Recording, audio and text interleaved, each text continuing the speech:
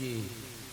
मखदूम साहब तेजी से आगे बढ़ रहे थे कि जोहर का वक्त होने वाला था, जोहर का वक्त होने वाला था।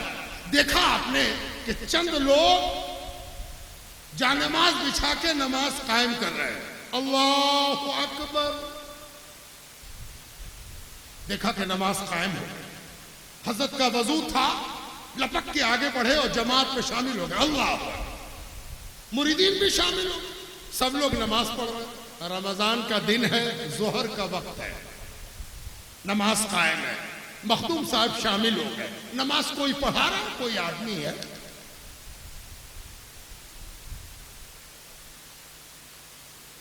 नमाज खत्म हुई, सलाम फेरा गया। हजरत तेजी से आगे बढ़े कि मंजिल पर पहुंच के सुन्नत पढ़ेंगे। सुन्नत आगे जाके पढ़ेंगे जहां कयाम होगा। थोड़ी ही दूर आगे गए होंगे कि महसूस हुआ कि कोई पीछे से दौड़ा हुआ आ रहा है, जल्दी जल्दी लपका हुआ दौड़ा हुआ चला। तो मखदूम साहब पीछे घूमे, कौन है भाई, क्या बात है? दो तीन लोग आगे बढ़े। हुजूर एक बात कहनी। बोलो भाई क्या बात, काहे को जहमत किया तुम? दोनों तीनों आगे बढ़े और उन्होंने कहा कि हुजूर बड़ा गजब हो गया। क्या हुआ? बहुत गजब हो गया। क्या हो गया? बहुत बड़ा हादसा हो गया, बहुत बड़ा वाकया हो गया। कहा क्या वाकया हो? कहने लगे हुजूर अभी जो आप नमाज पढ़ा, जोहर की नमाज, जो नमाज पढ़ा रहा था ना वो शराबी है। जो नमाज पढ़ा रहा था वो शराब पीता है, शराबी है। अच्छा जरा गौर करो, आपको ये बात पता चलती तो क्या करते, है ना? बहुत पहुंचे हुए अगर होते आप तो आप कहते कि चप्पल निकालो और उसको मारो 5-7 चप्पल, है ना? और उसमें से आप में से एक आदमी कहेगा कि चप्पल का हो, जूता ना मारो, जूता निकालो मारो। एक आदमी कहता खाल खींच दो उसको। बताइए तो, शराब पीता और नमाज पढ़ा रहा, बेहुदा कहीं का, कमीना कहीं का, है ना? पता नहीं क्या क्या बोलते हैं। तसव्वुर कर लीजिए तो हम आगे बढ़ते हैं। कल्पना कीजिए क्या क्या कहा जाएगा, आम सतह से क्या कहा जाएगा और खास सतह से क्या कहा जाएगा, इधर से क्या क्या कहा जाएगा और उधर से क्या क्या कहा जाएगा, है ना? वो मखदूम साहब ने क्या कहा सुनिएगा। मखदूम साहब ने सुना और सुन के ये कहते हुए आगे बढ़े कि दिन को न पीता होगा, दिन को न पीता होगा। आगे बढ़, वो तो आगे बढ़ गए, पूछने वाले को हैरत हो गई, ये कौन से मुफ्ती साहब है, ये कैसा फतवा देगा? तवज्जो चाहता हूं, पूरी जिम्मेदारी के साथ बयान कर रहा हूं, पूरा वाकया सुनिए। तो दिन को न पीता हो। मखदूम साहब आगे बढ़ गए। पूछने वाला दंग कि इस्तिफ्ता तो कुछ था और फतवा कुछ और आ गया, है ना? ये तो अजब दारुल इफ्तार। आजकल दारुल इफ्ता की बड़ी भीड़ है ना? दारुल इफ्ता। कभी कभी तो मुफ्ती साहब को इतनी जल्दी होती है कि सवाल बाद में पूरा होता है, जवाब पहले आ जाता है ना? पहले फतवा दवा होता था जिससे बीमार अच्छा होता था, अब तो फतवा जहर में बुझाई हुई तीर होता है, जहर में बुझा हुआ तीर होता है कि मुफ्ती साहब इस नीयत से चलाते हैं कि जिसके लिए ये तीर चलवाया जा रहा वो मर ही जाए, वो बचे ही नहीं कि अच्छा हो। अब फतवा दवा नहीं है, तीर है ना? फतवे को इज्जत देने वाले उलमा होते थे, सूफिया होते थे, मशाइख होते थे कि फतवा इतनी बड़ी चीज थी कि सर पर रखे, कि आंख पर रखे, कि सिर पर रखे। फतवा देने वालों ही ने फतवे की इज्जत पामाल कर दी। मखदूम साहब ने कहा दिन को ना पीता हो, कह के आगे बढ़ गए और तेजी से चले जा रहे हैं। थोड़ी दूर और आगे गए होंगे कि फिर ख्याल हुआ कि कोई पीछे आ रहा है। फिर मुड़े, कोनो भाई? कहा हुजूर। का बोलो क्या बात है? कहा हुजूर वो जो आपने कहा ना कि दिन को न पीता होगा, तो दिन को भी पीता है ना, दिन को भी पीता है। मखदूम साहब ने सुना और सुन के फिर ये फरमाया रमजान में न पीता होगा, और आगे बढ़ा रमजान में न पीता होगा ये कहकर और आगे बढ़ गए, है ना। अब तो पूछने वाला बेचारा नाउमीद हो चुका था जी। अब क्या कहें, अब तो जितने कल बांधे जा सकते थे सब बांध दिया, लेकिन हम बांधे जाते हैं ये खोले जाते हैं, हम बांधे जाते हैं ये खोले जाते हैं, है ना। हम बांधने से बाज नहीं आते, और ये कौन है अल्लाह के वली कि हम जहां बांध के लाते हैं ये खोल देते हैं, है ना। वली का काम ही है बंधन खोल देना, है ना। आगे बंधन क्या है समझ में आए। अब तो बेचारा हार गया, परेशान हो गया, लौट गया, और लौटा तो पूरी बस्ती में चिल्ला चिल्ला के कहने लगा कि तुम लोग कहते थे कि बहुत बड़े अल्लाह के वली हैं, बहुत बड़े आलिम हैं, बहुत बड़े अल्लाह वाले हैं, अरे उनसे जाके कहा कि कमबख्त शराब पीता है, तो बोले कि दिन में न पीता होगा। फिर दौड़ के कहा कि हुजूर दिन को भी पीता है, तो कहने लगे कि रमजान में न पीता होगा। क्या तुम लोग कहते हो बड़े वली हैं, बड़े वली हैं, ये तो इतना सा मसला भी न जाने जो हम लोग सब जाने, है ना।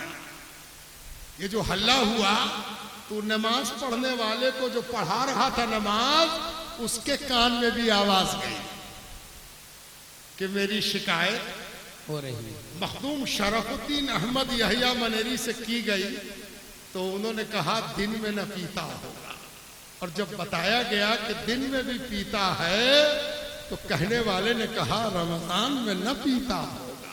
ये सुनना था, उस पर थरथरी तारी हुई, कपकपी तारी हुई, दौड़ा, किधर गए किधर गए, उधर गए उधर गए, दौड़ा जा रहा, दौड़ा जा रहा, खोज रहा किधर गए किधर गए, दौड़ते दौड़ते सांस फूल गई, पा लिया उसे। मखदूम साहब अपना रवा दवा था, दौड़ा दौड़ा दौड़ा जाके पैर पर गिरा, कहने लगा हुजूर, अच्छा क्या कहने लगा बाद में सुनोगे, पहले ये बताओ, जो नमाज पढ़ावेगा उसको शराब पीने का मसला ना मालूम होगा, तवज्जो चाहिए जी। जो नमाज पढ़ा रहा था उसको ये बात ना मालूम होगी कि शराब हराम है, बताने की जरूरत है ना। अगर ये फतवा लिख भी दिया जाए शराब हराम है, जो शराब पिए खुलेआम पिए उसके पीछे नमाज जायज नहीं है, जितनी नमाज पढ़ा वो लौटानी होगी। ये कोई नई इत्तला है, भारत सरकार की सूचना है ना, कि 2000 का नोट अब चलेगा, 1000 वाला नोट खत्म हो गया, 500 का नोट खत्म हो गया। ये फतवा क्या है, पता नहीं कितनी बार ये फतवा उसने पढ़ा होगा, और वो जानता होगा कि फतवा होगा तो यही होगा। इससे क्या शराब छूट गई? नहीं छूटी, पिए जा रहा है, पिए जा रहा है। मखदूम साहब के कदमों में जाके गिरा और कहने लगा हुजूर, सारी दुनिया हमको नंगा करती है, नंगा करती है, नोचती है मेरे लिबास को, नोचती है मेरे पर्दे को। सारी दुनिया चाहती है कि ये पर्दा हट जाए, ये नंगा हो जाए, इसका ऐब खुल जाए, इसकी बुराई खुल जाए, ये नंगा हो जाए। मैं भी आदी हो गया था नंगे रहने का। क्या आज तक कोई ऐसा न मिला जो मेरे सतर को छिपा दे, जो मेरे गुनाह को चादर डाल दे, जो मेरे को पर्दे में कर ले, जो मुझको गले लगा ले और कहे कहाँ कोई मुजरिम है। यहाँ तो कोई मुजरिम नहीं है, यहाँ तो कोई मुजरिम नहीं है। मैं तो खोज रहा था कि कोई तो ऐसा हो। हुजूर, आपने पहली बार हम पर चादर डाला, खुदा के वास्ते अब इतना करम कर दीजिए कि अब ये चादर कभी ना खुले। क्या कहना, सुभान अल्लाह सुभान अल्लाह। वो आखिरी दिन था जब किसी को ये शिकायत हुई कि ये शराब पीता है। उसके बाद फिर शराब और उसकी मुलाकात कभी नहीं हुई। वो फतवा कि ये फतवा? वो फतवा तो सब जानता है, ये वाला फतवा देना आसान नहीं है। ये खानकाह का फतवा है, ये कागज पर नहीं लिखा जाता, ये दिल पर लिखा जाता है। सुभान अल्लाह, सुभान अल्लाह, अल्लाह अकबर, सुभान अल्लाह, सुभान अल्लाह, जिंदाबाद जिंदाबाद जिंदाबाद जिंदाबाद या रसूल अल्लाह, जिंदाबाद जिंदाबाद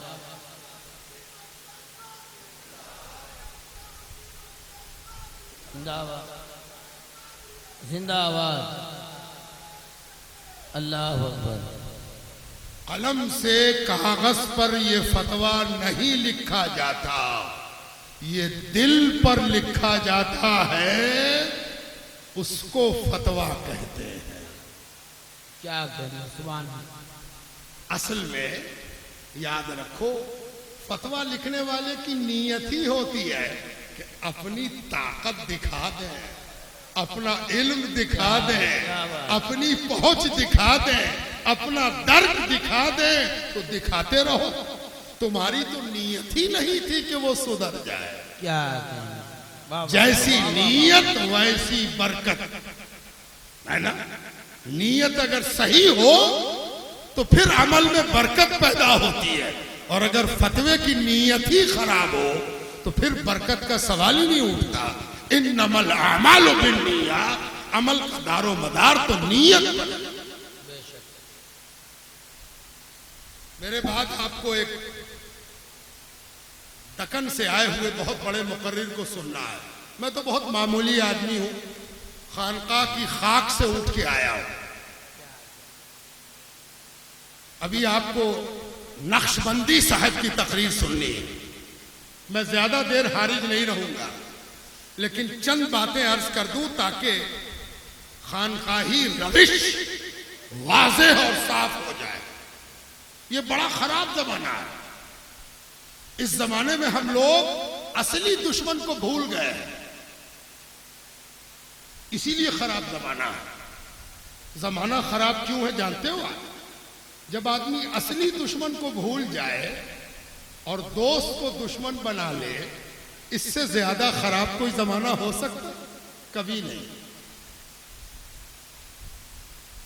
ऐसी ऐनक लगाई गई है जिससे दोस्त ही दुश्मन नजर आता है ना?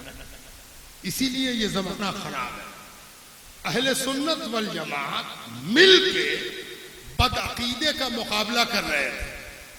बदअकीदा, जिसका अकीदा खराब हो, जिसका अमल खराब हो, जो दुश्मन रसूल हो, जो दुश्मन औलिया हो, जो दुश्मन अहले बैत हो, जो दुश्मन सहाबा हो, उससे सब मिल के लड़ रहे है ना? जिनको आप आला हजरत इमाम जमाना शाह अहमद रजा खान फाजिल बरेलवी कहते हो, जानते हो ना सब लोग उनको, है ना? उनका सबसे बड़ा कारनामा क्या है?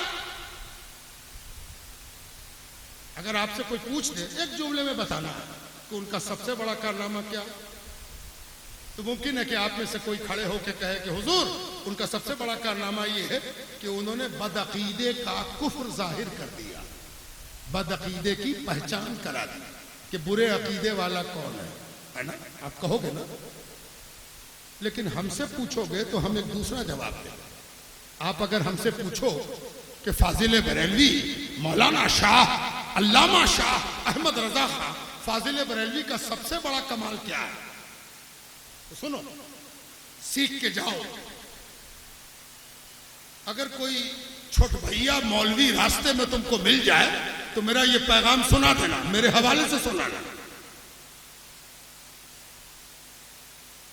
फाजिल बरेलवी का सबसे बड़ा कमाल यह है कि उन्होंने खानकाहों, दरगाहों, मशाइख, अहले सुन्नत के मराकिज को आपस में मिला दिया।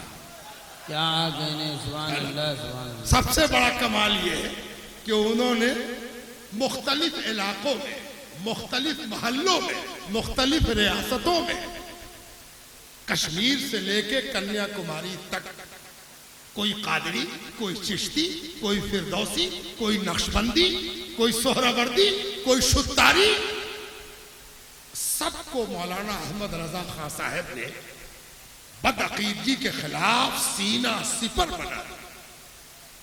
ये कौन बेवकूफ आ गया है जो दुश्मन को तो भूल ही गया, दोस्तों पर हमलावर होता है। ये कौन नागपतंदेश आ गया है वाह वाह, जो अब बदअकीदों से लड़ना भूल गया और दोस्तों पर दुश्मनी का इल्जाम लगाता है। ये तो इतना बड़ा मोतिया बिन का बीमार है कि इसको दोस्त भी समझ में नहीं आता। जिंदाबाद जिंदाबाद जिंदाबाद जिंदाबाद जिंदाबाद।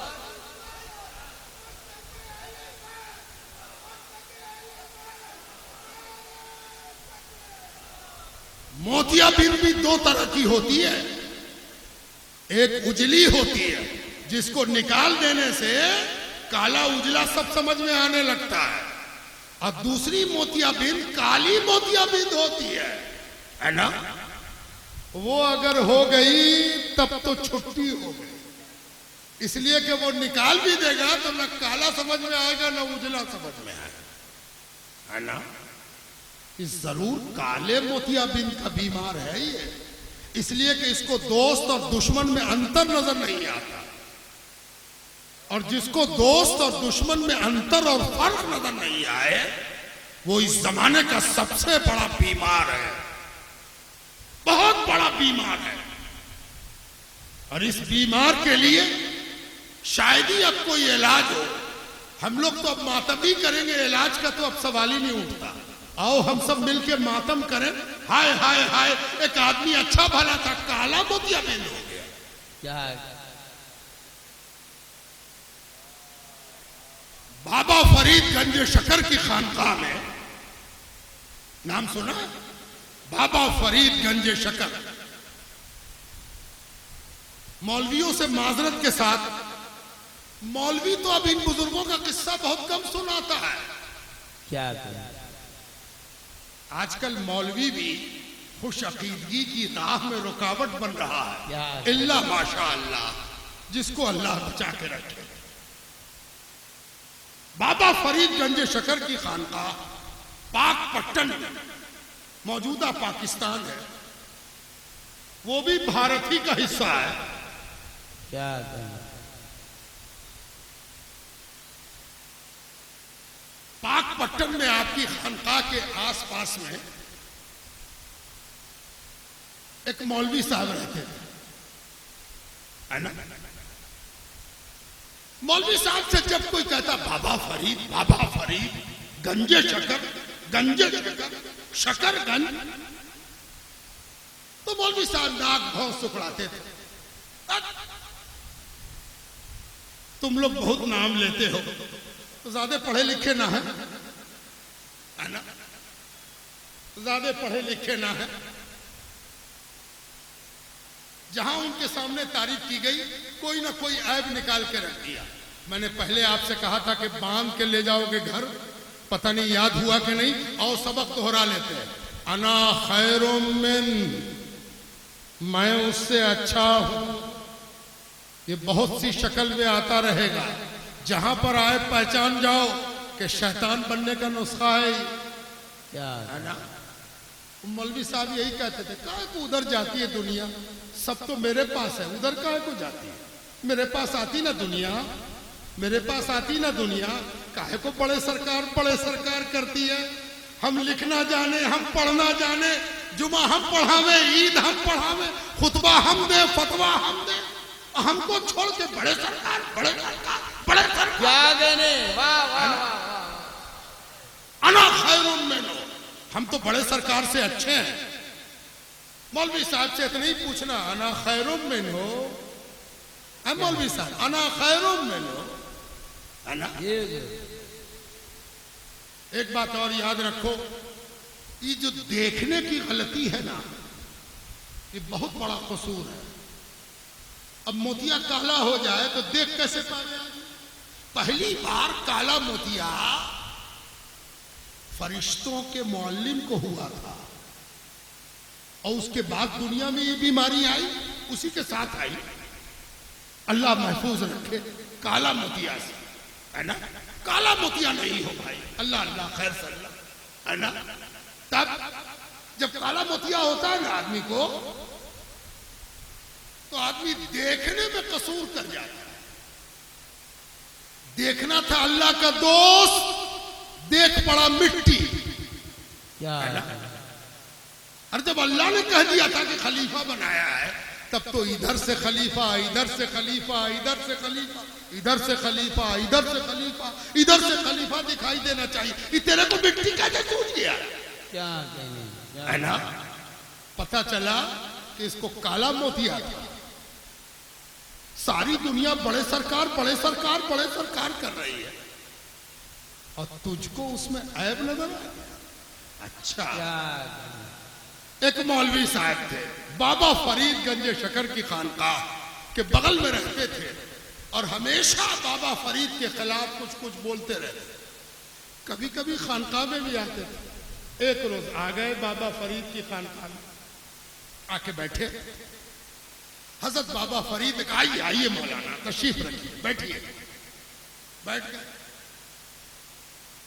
बाबा फरीद ने गुफ्तगू करते करते, मजमा मुरीदों का मौजूद था, मौलाना से कहा, है मौलाना एक बात बताइए। मौलाना ने कहा, हाँ पूछिए हजरत, क्या बात है? कहा, इस्लाम के कितने रुकन हैं? क्या कहने, इस्लाम के कितने रुकन हैं? रुकन समझ में आती है आपको बात? रुकन मान लीजिए कि स्टेज है ना, तो इसका पौआ पौआ पाया जिस पर स्टेज टिका हुआ है, उसी पाए को रुकन कहते हैं। अगर पाया हटा दिया जाए तो स्टेज धड़ाम से नीचे, सोफा समेत हम नीचे चले जाए, है ना। सोफा नहीं बचा सकेगा, है ना। रुकन उसी को कहते हैं। रुकन के मतलब होते बुनियाद, बुनियाद। अगर बुनियाद किसी चीज की हटा दी जाए तो ऊपर की कोई चीज बचेगी? ये वाला पाया जो है बांस, इस बांस को हम हटा दें तो शामियाना रहेगा? ना रह जाएगा। क्या है? इसमें तिरपाल भी है। अरे तिरपाल हो चाहे टीन हो, जहां पाया हटा नहीं कि वो नीचे आया, तो इसी पाए को क्या कहते हैं? रुकन कहते हैं। पूछा, है मौलाना इस्लाम के रुकन कितने हैं? मौलाना पहले तो जहरीली मुस्कुराहट हंसे। देखो तो बाबा फरीद बाबा फरीद बाबा फरीद, ये जानते ही नहीं है कि कितना रुकन है। क्या हमसे पूछ रहे, है ना। जहरीली मुस्कुराहट, अना खैरुम मिनो, हम बहुत अच्छे हैं, ये बहुत बुरे हैं, है ना। अना खैरुम मिनो। जब मुस्कुरा लिए तो फिर बाबा फरीद ने, बताइए ना कितने रुकन है? तो उन्होंने कहा 5 है। कहा कौन कौन? कहा पहला तो तौहीद है, तौहीद, ला इलाहा इल्लल्लाह, जी जी, पहला। दूसरा रुकन क्या? नमाज। तीसरा रुकन क्या है? ज़कात। चौथा रुकन क्या है? हज। और 5वां रुकन क्या है? रोजा, है ना। रोजा, रोजा रखना, नमाज पढ़ना, ज़कात निकालना, हज करना, और अल्लाह सुब्हानहू ताला को वहदहू ला शरीक समझना। 5 रुकन। ख्वाजा फरीदुद्दीन मसूद बाबा फरीद गंजे शकर ने सुना और सुन के कहा, और छठा रुकन, और छठा रुकन।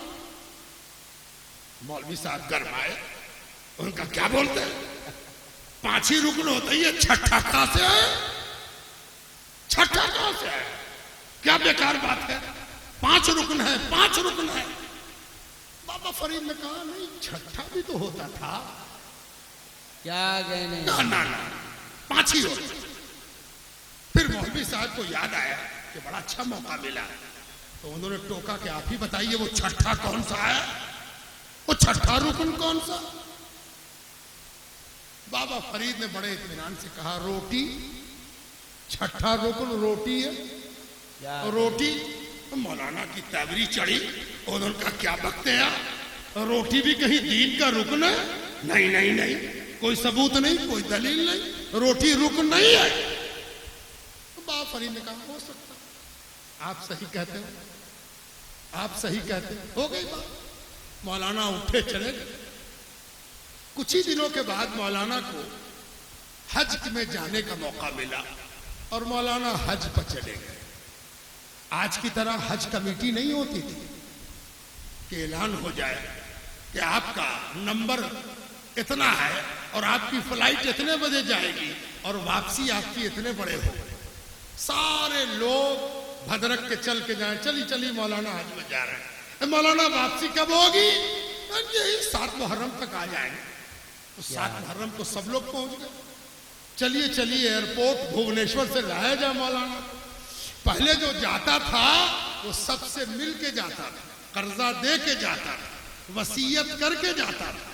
पता नहीं कब पहुंचेंगे और कब लौटेंगे, नहीं मालूम। मौलाना बेचारे गए, सब लोग से मिलजुल के रवाना हो गए। 1 बरस, 2 बरस, 3 बरस, एक रिवायत के मुताबिक 7 साल गुजर गए, 7 बरस गुजर गए। मौलाना जो हरम पहुंचे, हरमैन पहुंचे, शरीफैन पहुंचे, तो एक हज किया, दूसरा हज किया, 7 हज कर लिया। 7 हज, 5 और 2 7, है ना? ऐसे ही 7 कहने से काम नहीं चलता, अहमियत है उसकी, इसीलिए हम अलग अलग दिखा रहे। 1 2 3 4 5 6 7, अल्लाह अकबर। 7 हज किया। मक्के और मदीने में क़याम था, 7 हज हुआ। 7 हज कर लिया तो वतन की याद भी थोड़ी आई और जितना किस्मत में था कर लिया था। सोचा कि अब वापस चले, वापस रवाना हुआ। हिंदुस्तान के लिए जिस जहाज पर, पानी के जहाज पर रवाना हुए, इत्तेफाक की बात के रास्ते में जहाज में ऐसा मौका आ गया कि तूफान आ गया और जहाज तबाह।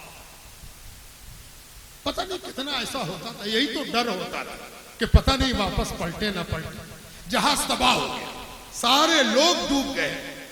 पता नहीं कौन कहां निकला कहां गया, अल्लाह बेहतर जाने। कोई पलटा नहीं। मौलाना को अल्लाह का फजल हुआ कि एक तख्ता मिल गया। तख्ता कहीं से मिल गया, एक सहारा मिल गया, डूबते को तिनके का सहारा। मौलाना उस तख्ते से चिमट गए। पता नहीं कितना वक्त लगा, कई दिन लगा कि वो तख्ता जाके किनारे खुश्की से सट गया। जब सूखे पर मौका मिला, मौलाना उतरे। बदन कमजोर हो चुका था, भूख से हालत खराब थी।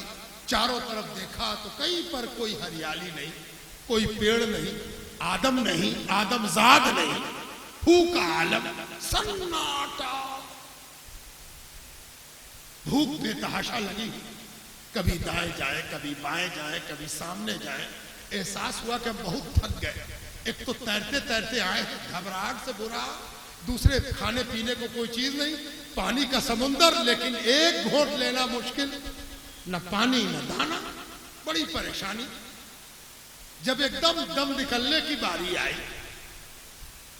तो एहसास हुआ कि कोई आ रहा, किसी के कदमों की आहट है ना? ध्यान दिया कौन आ रहा। भूख से आदमी की आंख भी कम देखने लगती है, हलक भी सूखने लगता है, आवाज भी कम हो जाती है ना?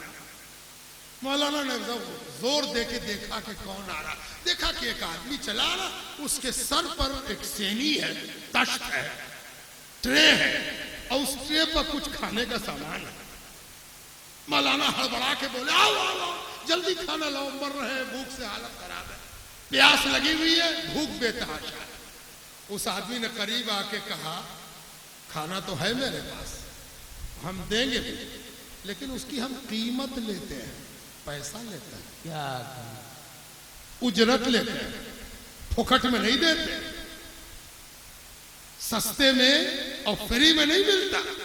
ये छूट वाला खाना नहीं है, इसके लिए कुछ देना हो। मौलाना को बेतहाशा आंख में आंसू आया, कहने लगे, अरे मैं डूब के बचा हूं, कहां कुछ है कि तुमको दे सके, कुछ भी नहीं है मेरे, हम मर रहे हैं। देखो कुरान में, हदीस में भूखे और प्यासे पर मेहरबानी करने के लिए बड़ा सवाब है, बड़ा अजर है। उसने कहा, सुनो ये सब मत सुनाओ, अगर हम सवाब अजर लेते रहे तब तो हम भूखे हो जाएंगे, तुम कुछ दो तो हम खाना देंगे। अब तो इनकी हालत खराब कि अब तो कुछ है ही नहीं मेरे पास, क्या देश। तो उसने कहा सुनो मौलाना, तुम तो पढ़े लिखे आदमी लग रहे हो, तुम खुद कह रहे हो कि हम पढ़े लिखे हैं, कुरान हदीस सुना रहे हो, तो अगर पैसा नहीं है तो कुछ इबादत तो होगी। क्या कहने, लाओ इबादत ही दे दो, खाना ले लो। क्या कहने। मौलाना ने फौरन कहा 7 हज करके लौट रहा हूं, 7 हज किया, शायद मैं सही दिखाया होगा, 5 और 2 7 हज किया, 7 हज करके लौटे। कहा अच्छा 7 हज करके लौटे हो, अच्छा तो ऐसा करो हज सब दे दो हमको, खाना सब तुम ले लो। क्या कहने, वाह वाह। मौलाना ने थोड़ी देर सोचा, कहा कि आदम बात कोई तो देख नहीं रहा, किसी को क्या मालूम कि मौलाना हज लेके आए कि बेच के आए। क्या कहने। हज लेके आए कि बेच के आए, कोई तो देखने वाला नहीं। बहुत अच्छा। कहा ला भैया खाना दे दे। कहा बोलो 7 हज तुमको दिया, लो खाना। कहा दे दिया दे दिया। कहना ऐसे नहीं, ठीक से बोलो। अल्लाह को हाजिर नाजिर जान के मैं अपना 7 हज इसको देता हूं, तब फिर मुझसे खाना ले लो।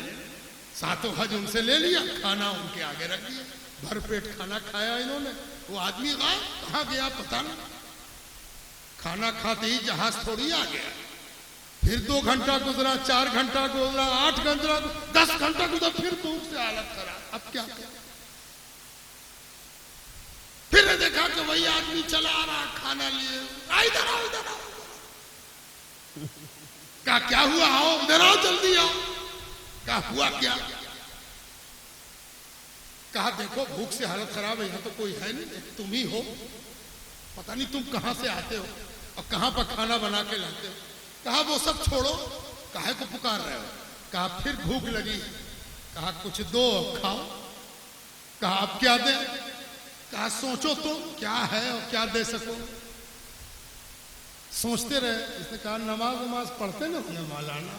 हाँ हम तो नमाज पढ़ते हैं, रोजा रखते हैं। गरज के ऐसा कर कर के उसने नमाज भी ले ली, रोजा भी ले लिया, ज़कात भी ले लिया और हज तो पहले ही ले लिया था, सब ले लिया और खाना खिलाता रहा।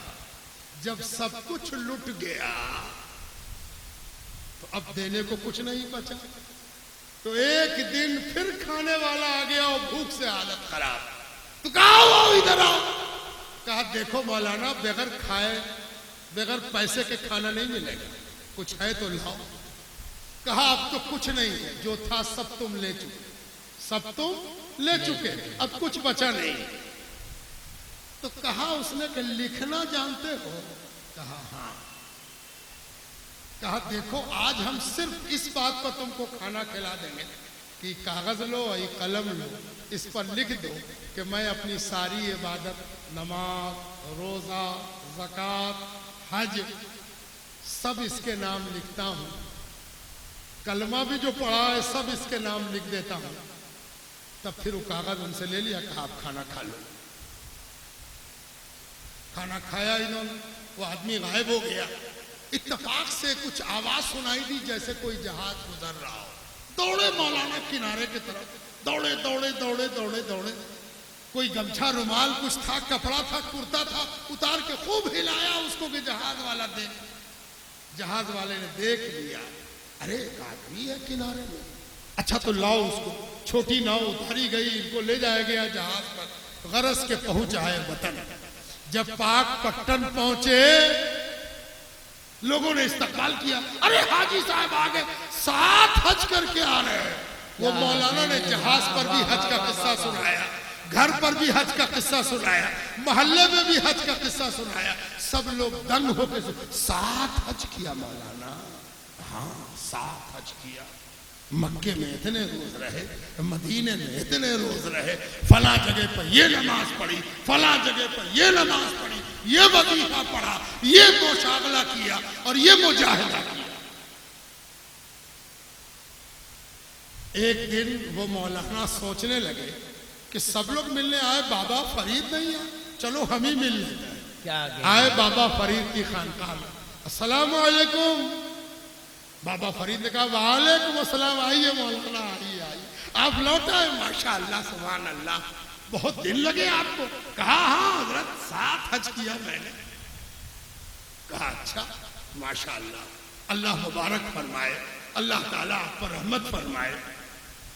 जब सब बात हो चुकी तो बाबा फरीद ने कहा कि वो एक सवाल था आपसे कि कितने रुकन है दीन के?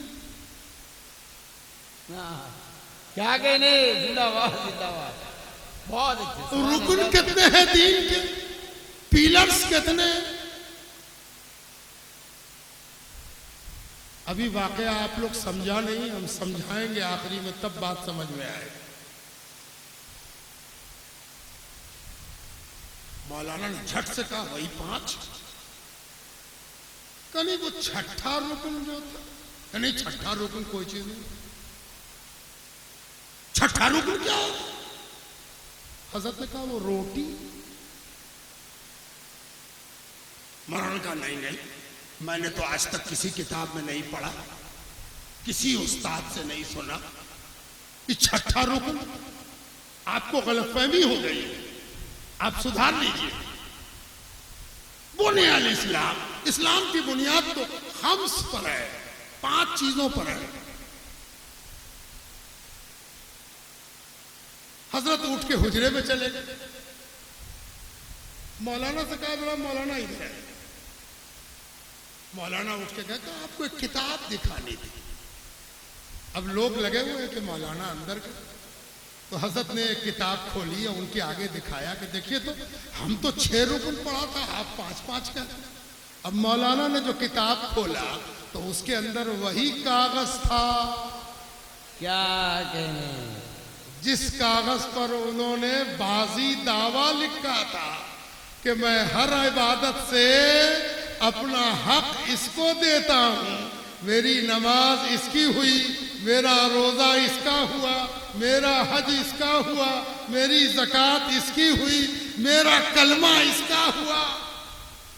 अब जो मौलाना ने देखा तो पैरों तले से वो मसनूई जमीन खिसक गई।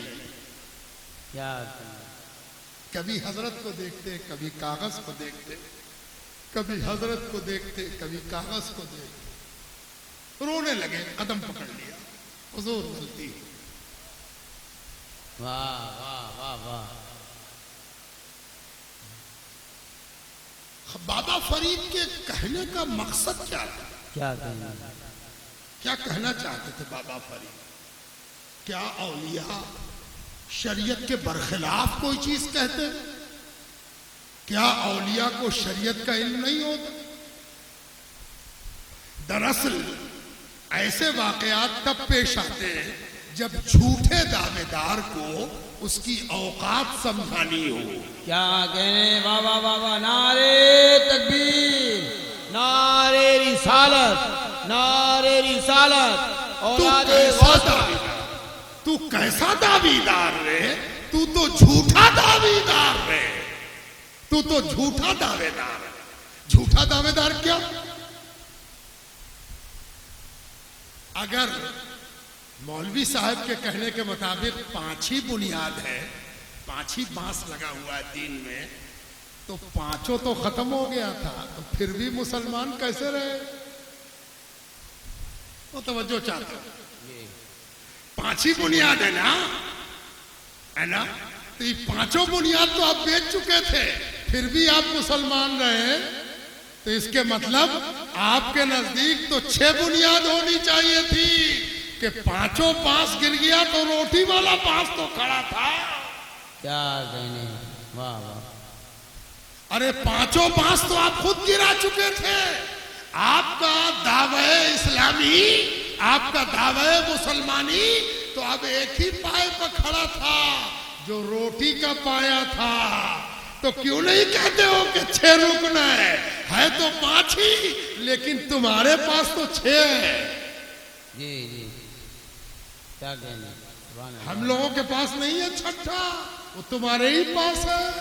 वही छठा है जो तुम्हारी मुसलमानियत बचाए हुए है। तुम ही बोलो ना कि तुम किस बुनियाद पर मुसलमान कह रहे हो अपने को। वही रोटी का पाया, रोटी का पाया है ना, रोटी रुकन है, झूठ बोलते हो। अगर 5 ही रुकन तो बेच आए तो मुसलमानियत रही कहा। बुजुर्गान दीन झूठों के झूठ की कलई खोल देते हैं, वो भी तब जब वो बुजुर्गों से बगावत करता है, बुजुर्गों का बागी होता है। अल्लाह ताला उसके खिलाफ ऐलान जंग करता है। अल्लाह का ऐलान जंग है। अच्छा, अब आखिरी बात को खत्म करना है मुझे। मैं भी नक्शबंदी हूं, नक्शबंदी अबुल ओलाई हूं। क्या कहने सुभान अल्लाह। नक्शबंदिया सिलसिले की 2 शाख हैं, एक मुजद्दिदिया कहलाती है, दूसरी अबुल ओलाइया कहलाती है।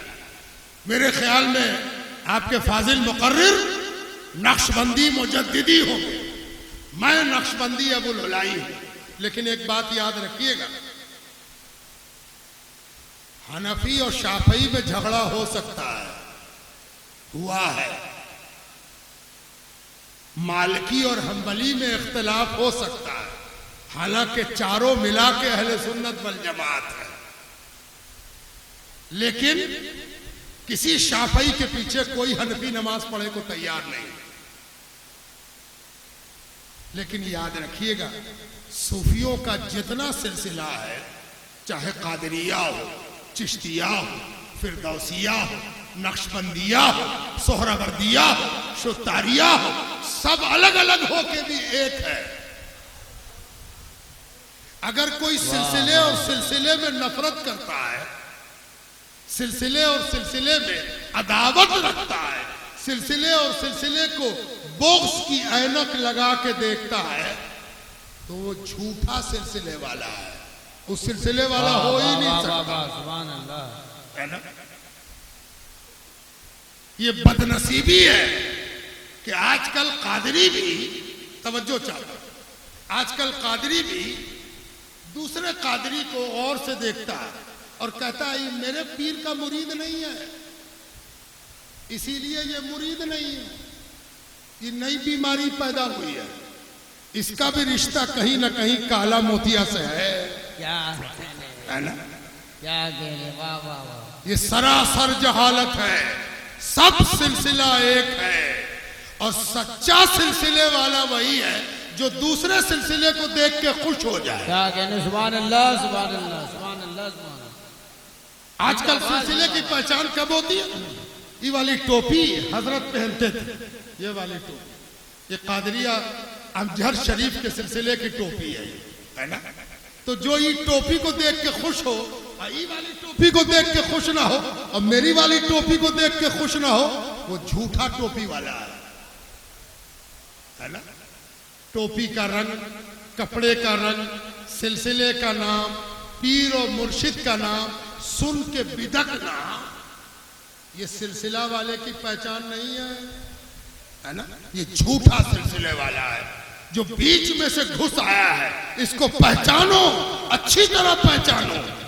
ये बिल्कुल उस तरह है जैसे कोई माली होता ना, गार्डनर, जो बाग में, खेत में कलम लगाता है, कलम, है ना? एक पेड़ में साट के साटा लगाता है ना? तो जब साटा लगाता है ना, तो देखता रहता है, कभी नकली शाख भी उसमें से निकलती है। नकली शाख, छुरी लेके आवेगा और कैंची लेके उन नकली वाली शाख को काट देगा। आप पूछो ये क्या कर रहे हो, क्या कर रहे हो? अरे तो इसी पेड़ से निकली है। क्या ना, ये झूठी शाख, ये झूठी शाखा है, इसको काट देते हैं। ये बड़ी होगी तो असली शाखा को सुखा देगी, है ना? बुजुर्गों, दोस्तों और अजीजों, याद रखो, सिलसिले और सिलसिले के दरमियान फर्क करने वाला अपने सिलसिले का भी नहीं है, दूसरे के सिलसिले का क्या होगा? बिल्कुल झूठा है, गलत बोलता है, बिल्कुल बोहतान कसता है। हमेशा इस बात का ख्याल रखो कि अना खैरुम मिन्हो से तुम्हारी मुलाकात ना हो। क्या कहने, अब आखिरी बात सुनो और रुखसत, हमको इजाजत दो। और वो आखिरी बात ये है, कभी मौका रहा तो इस गुफ्तगू के सिलसिले को और दराज करेंगे हम लोग और इसी मौजू पर बात करेंगे। आखिरी बात सुन लो, तो फिर जो आयत मैंने सुनाई है उसकी भी तफसीर थोड़ी सी सुना दें। पहले आयत सुनो, तफसीर की, आयत की तफसीर सुनो। मैंने कुरान की आयत पढ़ी, गौर से सुनो। अल्लाह ताला कुरान करीम में फरमाता है, वइज़ा क़ील लहुम ला तुफ़सिदू फिल अर्ज़। जी जब उनसे कहा गया, तर्जुमा कर रहा हूं, अनुवाद है, गौर से सुनो। देखो कुरान कितना आसान है, समझाने वाला होना चाहिए। सब आजकल फंसाने वाला है, समझाने वाला बहुत कम है। वइज़ा क़ील लहुम ला तुफ़सिदू फिल अर्ज़। जब उनसे कहा गया, अच्छा भला तो सब कुछ चल रहा है, काहे को जमीन में फसाद फैला रहे हो, क्या काहे को भद्रक में फसाद फैला रहे हो, काहे को फूट डाल रहे हो, है ना? जमीन में फसाद क्यों फैला रहे हो? जमीन में फसाद मत फैलाओ। वइज़ा क़ील लहुम ला तुफ़सिदू फिल अर्ज़। जब उनसे कहा गया कि फसाद मत फैलाइए जमीन में, क़ालू इन्नमा नहनु मुस्लिहून। वो कहने लगे, अरे हमको फसाद फसाद कह रहे हो, हम तो इस्लाह कर रहे हैं। क्या तवज्जो चाहता हूं, इधर देखो, बात कर रहे हो, हम तुमसे बात करने आए। ये कौन मौलवी साहब है भाई, ये बात पर बात किए जा रहे हैं, हम आपसे बात कर रहे हैं। मेरी तरफ देखो मौलाना, इधर देखो, इधर। वइज़ा क़ील लहुम ला तुफ़सिदू फिल अर्ज़।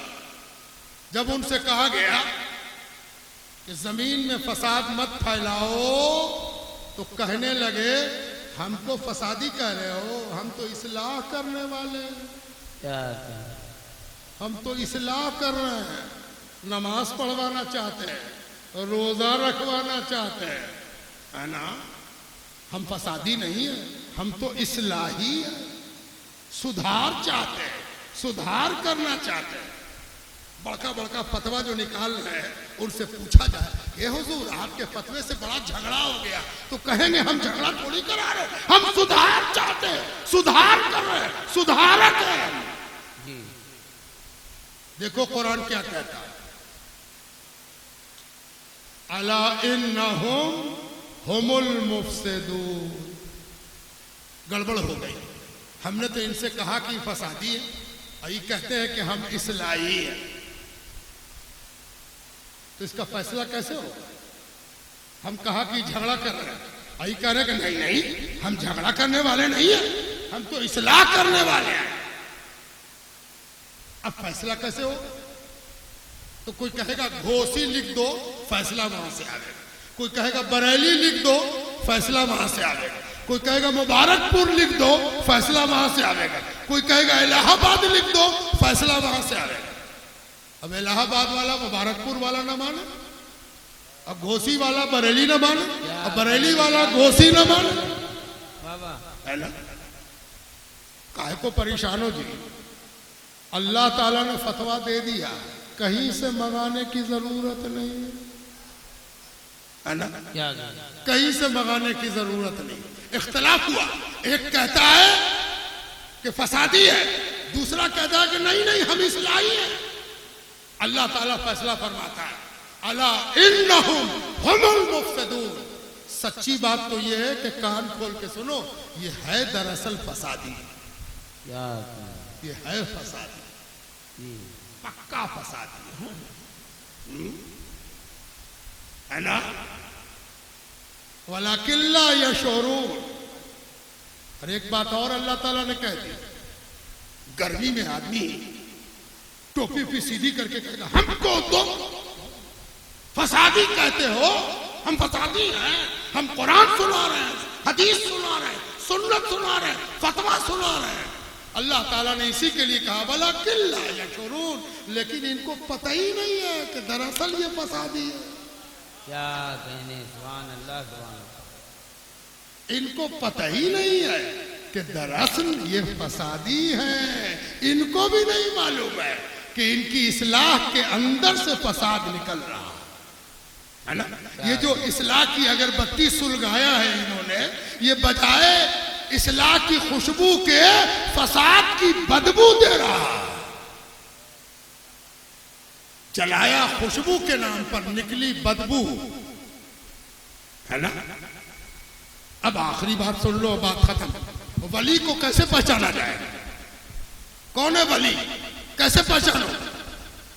इतनी ऊंची टोपी हो, इतनी लंबी दाढ़ी हो, कैसे पहचाना? इतना बड़ा घट्टा हो, है ना, कैसे पहचाना जाएगा भाई? आखिरी बात सुनो और बात खत्म। अब तुमसे दूसरे नक्शबंदी खिताब करेंगे। क्या? मैं जितना नक्शबंदी हूं उतना ही कादरी भी हूं, उतना ही चिश्ती भी हूं, उतना ही फिरदौसी भी हूं, उतना ही सोहरावर्दी भी हूं। जिंदाबाद जिंदाबाद जिंदाबाद। और कोई पूछे तो बता देना मैं वहां से आया हूं जहां से यहां का सिलसिला है। क्या कहने? सुभान अल्लाह सुभान अल्लाह सुभान अल्लाह। बड़े सरकार कादरी भी है, मुनैमी भी है। सुभान अल्लाह सुभान अल्लाह। वो जब शजरा देते थे तो अपने नाम के ऊपर 2 वास्ता लिखते थे, एक वास्ता कादरियत का और दूसरा वास्ता मुनैमियत और कादरियत। नसीम साहब कादरी भी थे, मुनैमी भी थे। और इतने से दिल नहीं भरेगा, एक बात और सुना देना। मैं वहां से आया हूं जहां 3 बार आला हजरत मौलाना शाह अहमद रजा खां हाजिरी दे चुके हैं। 3 बार बारगाहे मुनैमे पाक में 3 बार हाजिरी दी है। ये जो नया सुन्नी कुकुरमुत्ते की तरह निकल आया है, इसको तो मालूम भी नहीं है कि इसके बाप दादा कहां हाजिरी दे। जिंदाबाद जिंदाबाद। नारे तकबीर, नारे रिसालत, या हुजूर सरकार मिल्लत, हुजूर बड़े सरकार किबला, नारे तकबीर।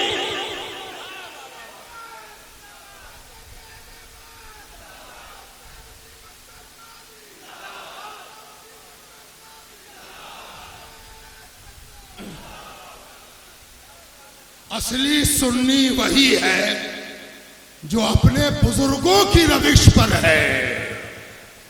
बुजुर्गों का ये सब तरीका नहीं था। ये जहां जहां की मुखालफत कर रहा है, वहां वहां इसके पीरान अकीदत से हाजिर होते थे। वाह। अब पीर को सही समझे कि इसको सही समझे? क्या?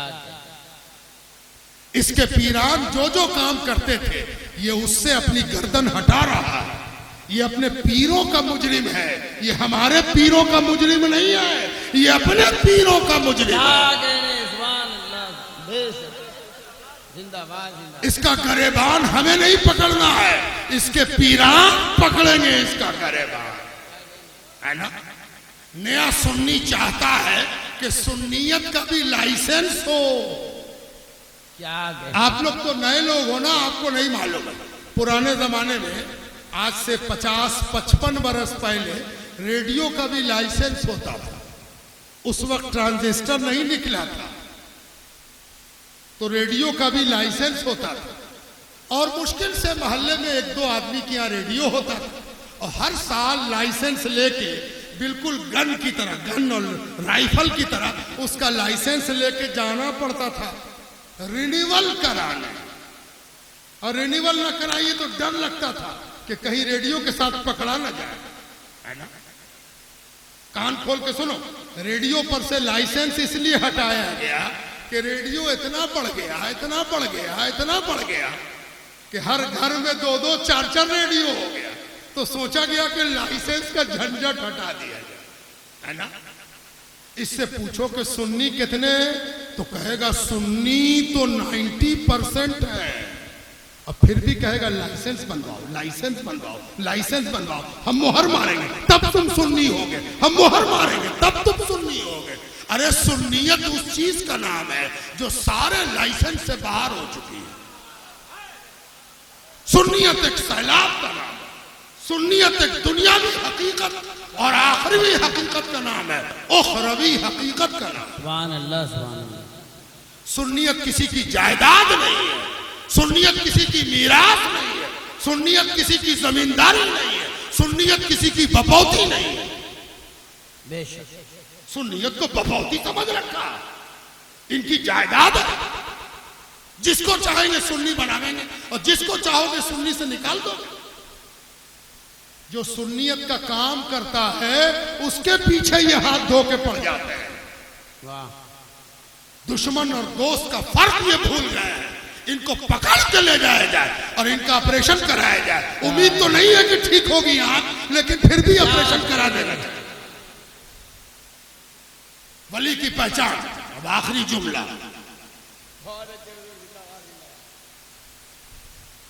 याद रखो, वली वही होता है जो नबी के रास्ते पर चलता है। बेशक नबी के रास्ते से जो हटा वो वली नहीं हो सकता। फत्तबिऊनी युहबिबकुमुल्लाह। अल्लाह के महबूब होना चाहते हो तो अल्लाह के रसूल की इत्तबा करो, महबूब इलाही हो जाओगे। उसूल है, इस उसूल में समझौता नहीं हो सकता। और जब समझौता नहीं हो सकता तो वली की पहचान भी समझौते के साथ नहीं हो सकती। तो एक छोटी सी पहचान, अच्छे से गिरह लगा लो। जब नबी के दुश्मन होते हैं तो वली के भी दुश्मन होंगे। क्या कहें? बस इतनी सी पहचान है।